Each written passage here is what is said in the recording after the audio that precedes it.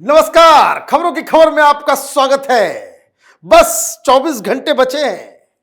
केजरीवाल को ईडी के सामने प्रस्तुत होना पड़ेगा। ये शायद कल कोर्ट फैसला करके ये फरमान जारी करे और ऐसा भी हो सकता है कि कल ही केजरीवाल की गिरफ्तारी भी हो जाए, क्योंकि जिस अंदाज से वो ईडी के समन्स को रिजेक्ट कर रहे हैं, उसका निरादर कर रहे हैं, ईडी के सामने प्रस्तुत नहीं हो रहे हैं, उसकी भी सजा है और ये कल फैसला होगा। लेकिन फैसले से पहले केजरीवाल ने आज नया ड्रामा शुरू किया।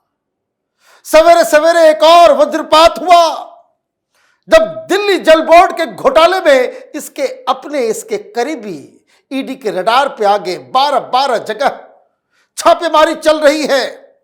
2 दिन पहले दिल्ली जल बोर्ड के 2 लोगों को गिरफ्तार किया गया था। उसी का यह नतीजा है कि ईडी ये कार्रवाई कर रही है। लेकिन केजरीवाल को दिल्ली जल बोर्ड से क्या लेना? केजरीवाल को कोई दूसरा लीडर जेल में जाए उससे क्या लेना? केजरीवाल को तो राजनीति करनी है और इसलिए आतिशी मारलेना को आगे किया और एक के बाद एक झूठों की बरसात शुरू कर दी आतिशी ने, और लक्ष्मण रेखा क्रॉस कर गई। और ये जो लक्ष्मण रेखा इसने क्रॉस किया है, अब ईडी की तरफ से ये बताया जा रहा है कि ये जो आज प्रेस कॉन्फ्रेंस किया गया, जिसमें जो अफवाह, जो झूठी, जो मिथ्या, जो प्रपंच आतिशी मारलेना ने की है, उसके खिलाफ आतिशी के ऊपर कार्रवाई होगी। उसको सू किया जाएगा, उस पर एक मुकदमा किया जाएगा। मतलब हम तो डूबेंगे, सबको लेके डूबेंगे सनम। यही केजरीवाल की पॉलिसी है, सब कुछ बर्बाद करेगा ये। क्या क्या बातें कही वो मैं आता हूं, क्या क्या झूठ आतिशी मारलेना ने कहा और ईडी क्यों नाराज है, ये उस पे मैं आऊंगा। लेकिन पहले ये जानना जरूरी है कि मकसद क्या है केजरीवाल का। अभी देखिए, तमाम मीडिया वाले उसके झांसे में आते हैं। झांसे में क्या आते हैं? पैसे खाते हैं। एडवर्टीजमेंट चलता है, एडवर्टीजमेंट का करार होता है कि भाई हम कोई भी गंदगी फैलाएं, तुम उस गंदगी को और फैलाना, जनता तक हमारे गंद को पहुंचाना।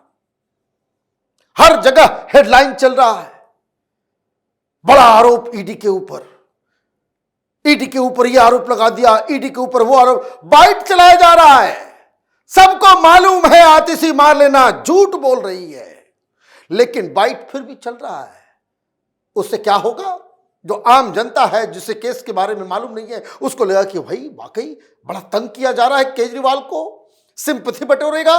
लेकिन ये टेलीविजन चैनल में बैठे लोग ये इस तरह की मूर्खता जो कर रहे हैं, उसका कोई इलाज नहीं है। इसका माल का कमाल है ये। ऐसा नहीं कि बुद्धि नहीं है, कोई व्यक्ति कोई झूठ बात बोल रहा है।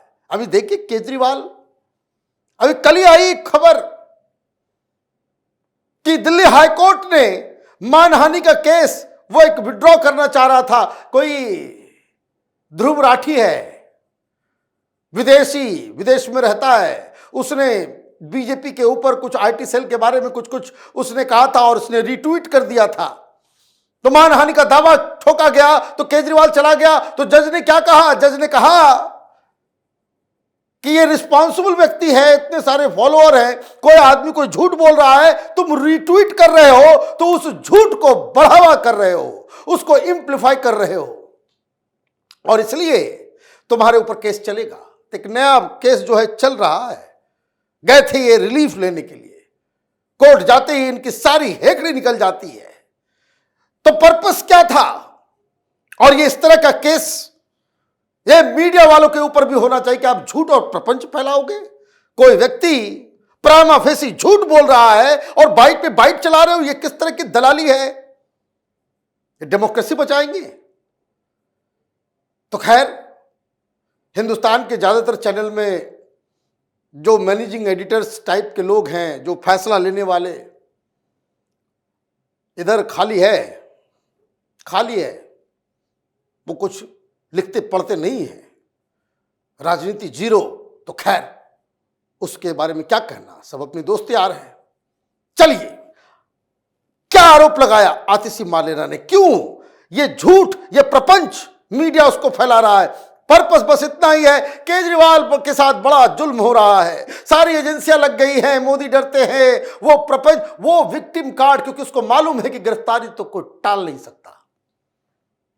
तो झूठ वही पुराना, मुझे तो समझ में नहीं आ रहा ऐसी कौन सी नई बात उसने कह दी। इन्होंने कहा थ्योरी देखिए, और सबसे बड़ी चीज, ये केजरीवाल और उसके चट्टे बट्टे ये खुद को जज मान लेते हैं, ये खुद ही जज हैं। अरे भाई, आरोपी हो, आरोप तुम्हारे ऊपर लगा है, जज मत बनो, अपनी बातों को रखो। जजमेंट देने के लिए रॉज एवेन्यू कोर्ट है, दिल्ली हाई कोर्ट है, सुप्रीम कोर्ट है, वहां से तो आपको कभी कोई रिलीफ मिलती नहीं है। तो आपने कहा कि देखिए, किसी भी इन्वेस्टिगेशन के लिए 3 चीजें बड़ी जरूरी है। वाह, इन्वेस्टिगेशन करने में भी एक्सपर्ट हो गए ये सब बहरूपिये हैं, नटवर लालों की ये पूरी गैंग है। पता नहीं कैसे आते हैं, कैसे चले जाते हैं, और मीडिया वाले मूक दर्शक, गूंगा बहरा बन करके इनकी बातों को सुनता है, सवाल नहीं करता। हम लोगों को प्रेस कॉन्फ्रेंस में घुसने नहीं दिया जाएगा, वो बात अलग है। तो 3 चीजें बड़ी जरूरत है किसी भी इन्वेस्टिगेशन के लिए। पहला क्या उसने कहा, recovery of laundered money despite numerous raid the ED has failed to recover any laundered money. उन्होंने कहा कि देखिए, ये मनी लॉन्ड्रिंग का जो केस है, इसमें सबसे ज्यादा जरूरत, जो सबसे पहली रिक्वायरमेंट है कि जो मनी, जो पैसे का घालमेल हुआ है, वो मनी ट्रेल होना जरूरी है, बरामदगी, छापेमारी में उस पैसे का मिलना जरूरी है। और अगर नहीं पैसा मिल रहा है तो कोई केस नहीं होगा, यही वो कह रहे हैं। लेकिन फिर भी हमारे लोगों को जेल में डाल दिया गया। मनीष सिसोदिया के लॉकर में छापेमारी की, घर पे छापेमारी की, पैतृक घर में छापेमारी की, बाथरूम में छापेमारी की, लॉकर में छापेमारी की, वही पुराना रिकॉर्ड। अरे भाई ज्ञानी, सुप्रीम कोर्ट में क्यों नहीं इन बातों को एक्नॉलेज किया गया? सुप्रीम कोर्ट ने आपकी सारी बातें सुन ली, और उसके बाद सुप्रीम कोर्ट ने क्या कहा? सुप्रीम कोर्ट ने कहा कि प्राइमा फेसी 338 करोड़ रुपए का घोटाला हुआ है, और यह पैसा तुम लोगों ने आम आदमी पार्टी के कैंपेन में खर्च किया है, इसलिए आम आदमी पार्टी को भी आरोपी बनाओ, और इसलिए आम आदमी पार्टी को भी बनाया गया है आरोपी। तो ये जो ज्ञान आपने दिया कि रिकवरी होना जरूरी है, ये बकवास है, मिथ्या है, झूठ है, लेकिन टेलीविजन चैनल पे बाइट चल रहा है। दूसरा point, lack of evidence. According to Atishi, even after 2 years of investigation, the ED has not been able to gather any substantial evidence to support the allegations. देखिए, फिर ये जज बन गई। केजरीवाल ने बड़े अच्छे ट्रेनिंग दी इन लोगों को, और कोई व्यक्ति को तो जाना चाहिए इन लोगों के खिलाफ कोर्ट के आदेशों के उल्लंघन के ऊपर। एविडेंस नहीं है तो रॉज एवेन्यू कोर्ट में जज M.K. नागपाल वो बेवकूफ हैं, इसलिए एक्सटेंड कर दे रहे हैं। दिल्ली हाईकोर्ट के जो जस्टिस हैं, जज हैं, वो बिना सबूत के ही उसके बेल को रिजेक्ट कर दे रहे हैं, और सुप्रीम कोर्ट बिना एविडेंस देखे, तुम सबसे परम ज्ञानी और इस देश के जो जजेस हैं, जो इसके ऊपर फैसला कर रहे हैं, वो महामूर्ख है। यही तुम कहना चाह रही हो, यही केजरीवाल कह रहा है। हम सबसे ज्ञानी, हम जो हैं यहां के तानाशाह हैं, हम जो कहें वही सही, और मीडिया वाले उसको दिखा रहे हैं। ये तो सीधे सीधे अवमानना का केस है। सीधे सीधे आप supreme court, high court, rows Avenue court के फैसले के ऊपर आप सवाल खड़े कर रहे हो, और इन जजेस के नीयत के ऊपर तुम सवाल खड़े कर रहे हो। क्यों? क्योंकि हर चीज के ऊपर आप कहते हो मोदी सारा काम करवा रहे हैं, अमित शाह सारा काम करवा रहे हैं। तुम्हारे लोग जेल में हैं कोर्ट के आदेश से, और अगर ये केजरीवाल और उसके चट्टे बट्टे ये कहते हैं कि मोदी जेल के अंदर में डालना चाहते हैं, तो इसका मतलब क्या है? इसका मतलब है कि जजेस के ऊपर भी तुम ये कमेंट कर रहे हो। तीसरा, क्वेश्चनेबल विटनेस स्टेटमेंट्स। उन्होंने कहा भाई विटनेस होना भी चाहिए, और ये क्या क्या थ्योरी दिया इसने कि विटनेस नहीं है। आतिशी raised serious concern about reliability of witness statement, citing instance of coercion and threat to extract false testimonies।